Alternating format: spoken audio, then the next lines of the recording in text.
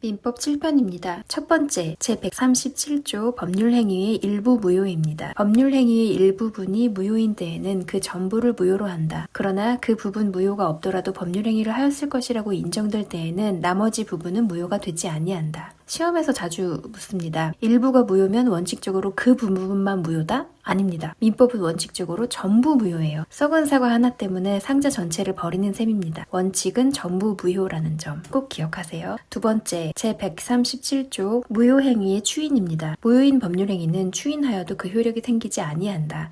그러나 당사자가 그 무효임을 알고 추인한 때에는 새로운 법률행위로 본다. 지난 6강에서 다룬 무건대리 추인 기억나시죠? 그건 소급효가 있어서 처음부터 유효가 됐습니다. 하지만 지금 읽어드린 일반적인 무효행위의 추인은 소급효가 없습니다. 추인한 그때부터 새로운 계약을 한 것으로 봅니다. 다음은 판례가 만든 아주 중요한 개념 유동적 무효입니다. 토지거래 허가구역 내에서 아직 허가를 받지 않은 계약 상태를 말합니다. 시험에 나오는 핵심 판례 4가지입니다. 첫째, 협력 의무와 이행 의무의 구별입니다. 판례는 허가받기 전에는 권리 이전 청구권을 행사할 수 없다. 따라서 대금 지급 의무도 없다 라고 합니다. 하지만 당사자는 공동 허가 신청 절차에서 협력할 의무는 있다고 봅니다. 이걸 구별해야 돼요. 매수인이 돈 안 줬다고 해서 매도인이 계약을 해지할 수는 없습니다. 아직 이행 의무가 없으니까요. 반대로 매도인이 협력 안 한다고 소송을 걸거나 손해배상을 청구할 수는 있습니다. 둘째, 유동적 무효 상태에서의 취소입니다. 이게 빈출 함정인데요.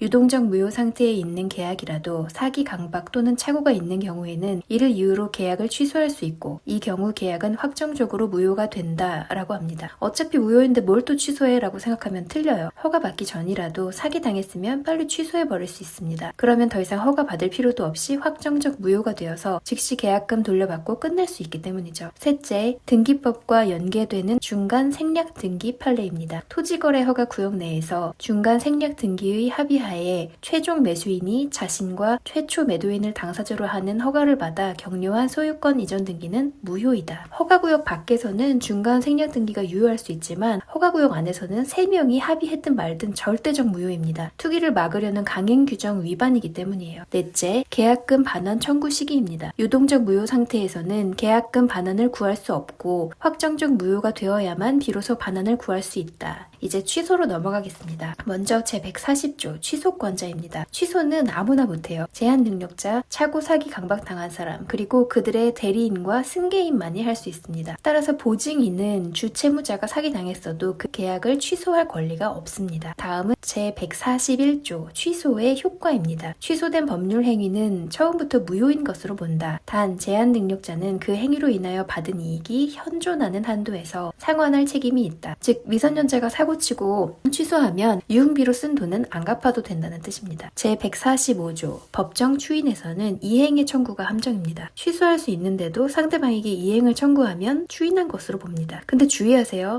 취소권자인 내가 상대방에게 돈 내놔라고 청구하는 건 추인이 맞습니다. 하지만 상대방이 나에게 돈 갚아라고 청구하는 건 추인이 아니에요. 내가 동의한 적 없으니까요. 청구는 취소권자가 한 것만 해당됩니다. 계약을 이미 취소해버렸습니다. 그럼 그 계약은 무효가 되죠. 이걸 다시 추인해서 살릴 수 있을까요? 취소할 수 있는 법률행위의 추인으로는 불가능하죠. 이미 취소해서 끝났으니까요. 하지만 우리가 처음에 배운 무효행위의 추인 요건을 갖추면 가능합니다. 새로운 계약으로 보는 거죠. 지문에 취소된 법률행위는 무효행위의 추인 요건에 따라 추인할 수 있다 라고 나오면 이거 맞는 거죠. 마지막으로 가장 중요한 숫자 암기 제146조 취소권의 소멸입니다. 취소권은 추인할 수 있는 날로부터 3년 내에 법률행위를 한 날로부터 10년 내에 행사하여야 한다. 숫자와 기준점을 정확히 연결해야 하는데요. 첫째, 추인할 수 있는 날, 즉 취소 원인이 종료된 날부터 3년입니다. 취소할 수 있는 날부터 3년이라고 하면 틀려요. 미성년자가 성년이 된 날부터 3년입니다. 둘째, 법률행위를 한 날, 즉 계약일부터 10년입니다. 둘 중 하나라도 기간이 지나면 취소권은 소멸합니다. 이 기간은 소멸시효가 아니라 제척기간이므로 법원이 직권으로 조사한다는 점까지 기억하셔야 됩니다. 정리하겠습니다. 1. 일부 무효는 원칙적으로 전부 무효다. 2. 무효행위의 추인은 소급효가 없다. 그때부터 유효하다. 3. 토지거래 허가 구역에서의 협력 의무 위반으로 소송은 되지만 해제는 안 된다.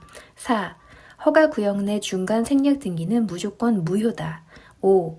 취소된 행위는 무효행위의 추인으로 살릴 수 있다. 6. 취소권 기간은 추인 가능 3년, 계약일 10년이다.